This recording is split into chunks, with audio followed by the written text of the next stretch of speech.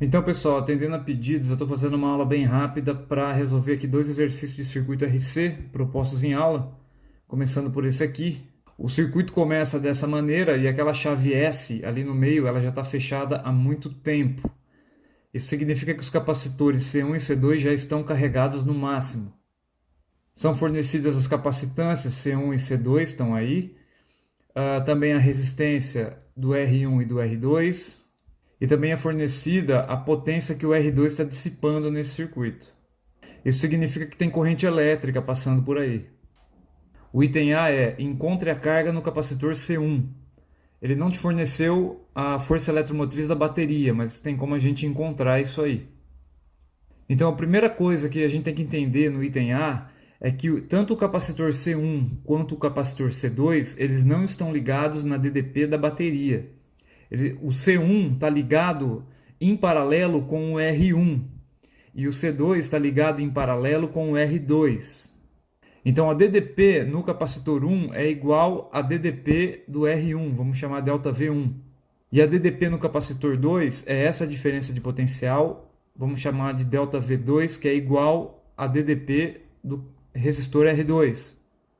Então o circuito fechado dessa maneira, a gente tem uma corrente elétrica que está passando por aqui, pelo R1, depois por aqui, pela chave, pelo R2, voltando para a bateria, legal?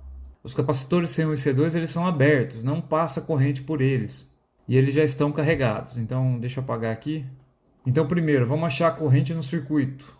Usando a potência fornecida no resistor 1, a gente usa essa relação para descobrir a corrente elétrica que está passando por ele, que é a corrente elétrica do circuito, porque afinal de contas R1 e R2 estão em série. Então se você fizer essa conta, você vai encontrar 18,5 mA. Bom, tendo a corrente que passa tanto por R1 quanto por R2, você consegue encontrar as DDPs nesses resistores. Então a DDP no resistor 1 é igual a R1 vezes a corrente que passa por ele. Fazendo essa conta, você vai encontrar 74 volts. E a DDP no resistor 2, fazendo a mesma conta, você vai ter 129,5 volts. Isso significa que a DDP da bateria, força eletromotriz da bateria, é a soma dessas DDPs, 203,5 volts. Beleza, né? Então essa análise aqui é a principal do circuito, você tem que entender essas coisas. Agora passo 3. Vamos olhar para os capacitores, a carga em cada capacitor com a chave fechada, em tudo isso aqui com a chave fechada. Então, novamente, o capacitor 1 está sob a DDP delta V1. O terminal dele está ligando o polo positivo da bateria e ligando o circuito aqui no meio, né? Ele não está conectado no terminal negativo da bateria. Então, a carga no capacitor 1 é igual a capacitância dele vezes a DDP dele. Isso aqui vai dar 222 vezes 10 a menos 6 coulomb. Esse aqui é o item A. Mas a gente vai calcular também a carga no capacitor 2. Capacitância dele vezes a DDP que ele está ligado. A DDP que ele está ligado é delta V2, você já entendeu o porquê, né? Eu vou ter 777 vezes 10 a menos 6 coulomb. Agora o item B é com a chave aberta. Se a gente abrir essa chave, ó, eu apaguei ela aqui, a gente vai ter esse circuito, tá? O que acontece aqui? Agora aqui eu tenho, nesse primeiro ramo C1, R2, eu tenho um circuito RC simples, ligado a uma bateria Epsilon aqui, né, de força eletromotriz Epsilon. E também, ligado à mesma bateria, eu tenho outro circuito RC, que é dado por R1 e C2.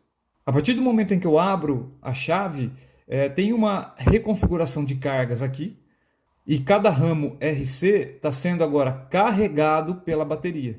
E se você der um tempo suficientemente longo, os capacitores terão carga máxima, a corrente no circuito será zero, e é isso aí. Vamos calcular agora a carga do C2 nessa nova configuração.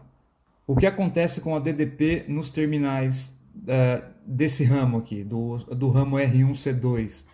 Como não vai existir mais fluxo de cargas aqui nesse ramo, e nem nesse aqui, isso significa que o potencial é o mesmo em todos os pontos do fio. Porque se fosse diferente, você teria corrente. Então a diferença de potencial do resistor R1 é igual à diferença de potencial da bateria, que é igual à diferença de potencial do capacitor C2, que é igual à diferença de potencial do C1, do R2. Ou seja, está tudo em equilíbrio, depois que os capacitores foram carregados novamente. Então, aplicando essa ideia, a nova carga do capacitor 2, vamos colocar Q', vai ser igual a ε vezes C2. Isso aqui vai dar 1,221 vezes 10 a menos 3 Coulomb. Agora, quanto aumentou de carga?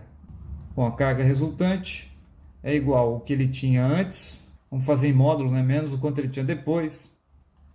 E se você fizer essa conta, você vai ter algo em torno de 4,43 vezes 10 a menos 4 Coulomb. Essa é a resposta do item B. É a diferença de carga, né? O que mudou de carga entre a chave aberta e a chave fechada. O segundo exercício é esse cara aqui, ó. A gente tem aqui o circuitinho nessa figura, ele está pequeno aí, mas tudo bem.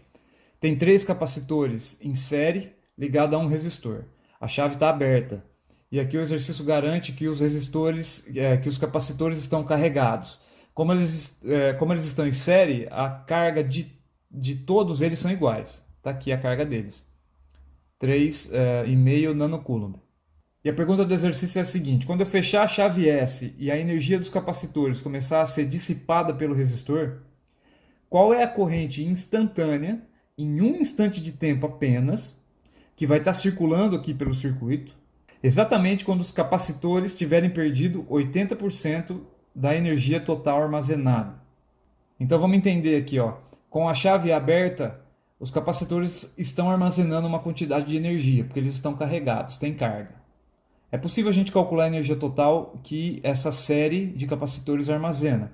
Você poderia calcular a energia de cada um deles e somar, ou você pode achar a capacitância equivalente e utilizar ela para achar a energia total. Então, vou fazer por capacitância equivalente. Então, primeiro, capacitância equivalente do circuito. O circuito está em série, então a gente tem que fazer essa conta aqui, né? Então, se você fizer isso aqui, você vai encontrar 4,62. Isso aqui é tudo arredondado, né? Picofaraday. 10 a menos 12 farad. Agora, qual é a energia que esse sistema está armazenando nessa condição com a chave aberta? Energia total que ele tem. A gente pode usar essa relação aqui. A carga ao quadrado dividido por 2 vezes a capacitância. Lembrando aqui que a gente vai usar a capacitância equivalente. Eu troquei esses 3 por um cara só, né, que vai armazenar a mesma quantidade de energia que a soma dos 3. Lembrando que numa associação em série, a carga total da associação é a carga de um capacitor apenas. Então eu vou usar 3,5 nanocoulomb ao quadrado dividido por 2 vezes capacitância equivalente. Isso aqui vai dar 1,33 vezes 10 a menos 6 joules. Bom, e depois que eu fechar a chave S, vamos encontrar quanto é que fica de energia. Então ele vai perder 80% da energia. A energia final que a gente quer é 20% então da energia inicial. Beleza? Então é 20% da energia total inicial.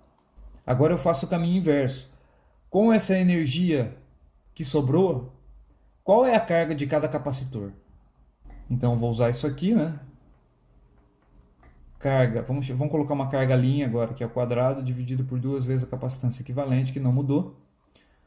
E a carga de cada capacitor agora é de 1,56 vezes 10 a menos 9 Coulomb. Então, no início, a gente tinha 3,5. No final, certo? Depois de um certo tempo, tem 1,56.